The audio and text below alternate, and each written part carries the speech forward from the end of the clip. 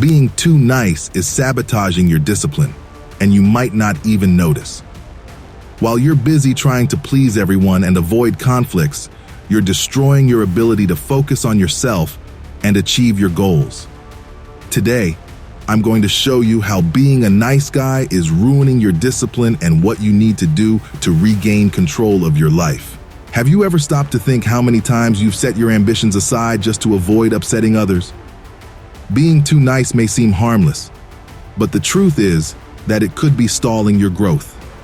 This behavior, repeated over time, can drain your energy and block the path to the prosperity you deeply desire. But here's the key point. Being nice isn't the problem.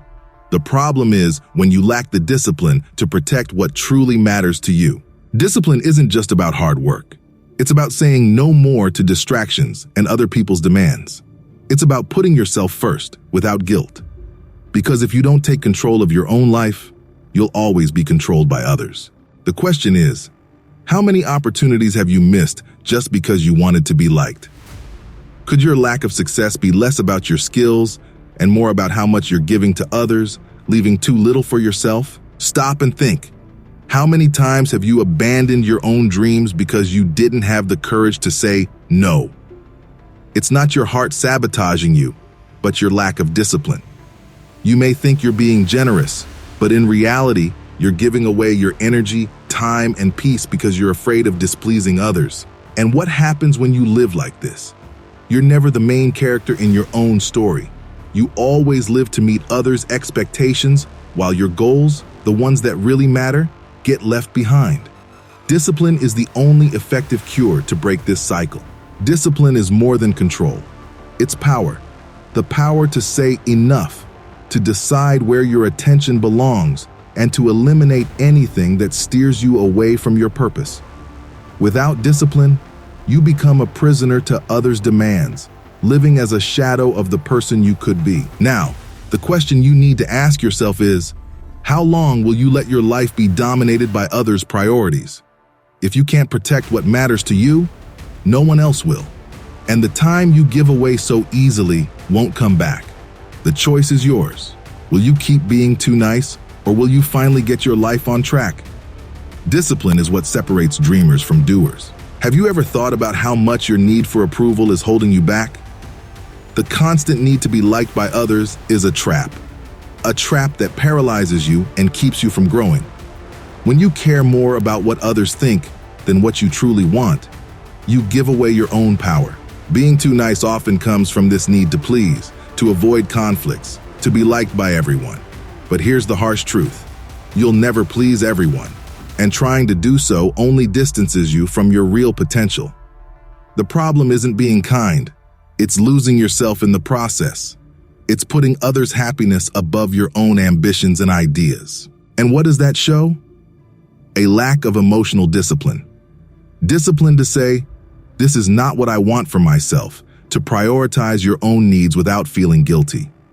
When you live to please, you let others control your life. And worse, you keep delaying your own dreams. Ask yourself, how many opportunities have you missed out on because you were afraid of displeasing someone? How many dreams have you sidelined because you cared more about what others would think? This repeated behavior creates a cycle of stagnation, and if you don't break it, your personal and professional growth will remain blocked. The choice is in front of you. Do you want to stay trapped in the cycle of trying to please others? Or are you ready to use emotional discipline to focus on what truly matters? Growth starts the moment you stop seeking approval and start seeking fulfillment. Here's something many people don't realize. When you're too nice without discipline, you enter a constant cycle of frustration. Think about it. Every time you give in to others' expectations, something inside you wears down. You feel like you're moving further away from your own goals, and this builds up frustration that, over time, can paralyze you. It's that feeling of always being busy, but never really moving forward. Because while you're focused on others' demands, what you truly want always gets pushed aside. The lack of discipline is what keeps this cycle alive. It's like running on a treadmill. You're using up energy, but you're not getting anywhere. To break this pattern, you need the courage to interrupt the flow, and that courage comes from discipline. When you start setting boundaries and prioritizing your own goals, the cycle breaks, and you begin to move in the right direction. This cycle of pleasing and wearing yourself out doesn't just affect your personal or professional progress. It seeps directly into your relationships. When you live to please others, you often find yourself surrounded by people who, consciously or unconsciously, take advantage of your willingness. It's easy to find yourself in situations where whatever you give is never enough, and what you get in return is nothing. And the impact of this can be devastating. Take Marilyn Monroe, for example. A global star, admired by many, yet behind the scenes, she was surrounded by people who didn't value who she was, but rather what she could offer. Her lack of boundaries left her vulnerable to emotional abuse, manipulation, and toxic relationships. This drained her energy, undermined her mental health, and tragically contributed to her downfall. Here's the lesson. Without the discipline to set boundaries, you run the same risk. Maybe on a different scale, but the principle is the same. Without the discipline to protect your time, your energy, and your well-being, you allow others to set the rules of the game, and in the end, you're the one who pays the price. Setting boundaries isn't selfish, it's necessary. If you keep giving space in your life to people who don't respect your values and goals, your own growth will stagnate. How many times have you allowed toxic people to dictate the course of your life? How long will you let this happen?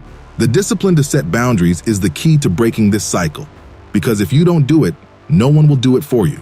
And when you start setting boundaries, something interesting happens. You get to know yourself better. Because the discipline to say no to others is really about saying yes to yourself. And that yes is a crucial step on the path to self-awareness. A lack of discipline, on the other hand, causes you to lose yourself in the expectations and needs of others. You start living for the outside world, forgetting to look inward. And without that introspection, you drift away from your own priorities. After all, how can you pursue your goals if you're not even clear about what they are? Having discipline and self-awareness means having the courage to ask yourself, what do I really want? What are my true needs? What makes me feel good? It's understanding that constant concessions, even if they seem kind or noble, often mean you're putting your own needs on the back burner. Look around. How many times have you felt exhausted, frustrated, without understanding why? This lack of clarity about your own priorities often stems from the absence of discipline to stop, reflect, and realign your life with what truly matters. It's time to be honest with yourself. When you always put yourself second, you're sending the message to the world and to yourself that your needs aren't important. But the truth is, the discipline to care for yourself, to know yourself, and to value your priorities is what will ultimately lead you to a fulfilling and meaningful life. And the big question is, do you have the discipline necessary to prioritize your own needs, or will you continue to be carried away by the expectations of others? This is the moment to decide. And if there's one thing that self-awareness reveals, it's the need to take care of yourself before taking care of others. This might seem counterintuitive to someone who's too nice, right? After all, you were taught that helping others is noble, that always being available is a sign of kindness. But here's the truth. If you don't take care of yourself, your help to others becomes unsustainable. Think about an airplane. In the safety instructions, the first rule is clear: put your oxygen mask on first before helping the person next to you. The same logic applies to life. Without the discipline to take care of your own physical, emotional, and mental needs, you quickly burn out. And what's left to give others? Nothing but exhaustion and frustration. Now think of a common scenario.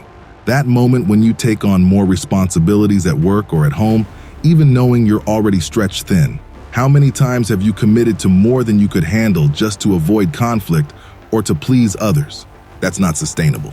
Without the discipline to prioritize yourself, you end up wearing yourself out.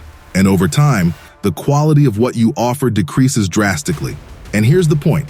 Taking care of yourself isn't a luxury, it's a necessity. When you put yourself first, you gain energy, clarity, and balance to truly help others in a genuine and lasting way. If you don't do this, you run the risk of becoming just a shadow of what you could be. So before you continue with your usual hectic pace, take a break. Ask yourself, what do I really need right now? This simple practice of self-care can transform the way you deal with the world around you and restore your capacity to meet life's demands with more presence and balance. We've reached the central point. Being too nice might be the biggest obstacle between you and the life you want. But the good news is, there's a solution, and it doesn't involve stopping being a kind or empathetic person. The solution lies in discipline. The discipline to protect your boundaries, value your needs, and put your goals first. Discipline isn't just about doing more. It's about doing what's right for you, at the right time, with the right people. It's about choosing your paths with clarity, without getting lost in the expectations of others. When you learn to be disciplined, your energy, attention, and time stop being consumed by others' demands, and you start investing in your own growth. Think about everything we've talked about here. How many opportunities have you missed by not saying enough?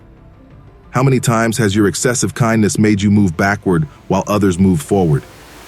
What's at stake here is your prosperity, your growth, and to achieve that, discipline and self-respect need to take center stage. Now is the time to act. Stop being controlled by others and take control of your life. Set your boundaries, respect yourself, and above all, choose to be disciplined in pursuing the path you truly desire. If this message made you reflect, comment below on how the lack of discipline has affected you. And keep following our channel for more powerful insights like this one. Click on the next video that will be appearing on the screen now. We're sure it will be another step toward the life you deserve.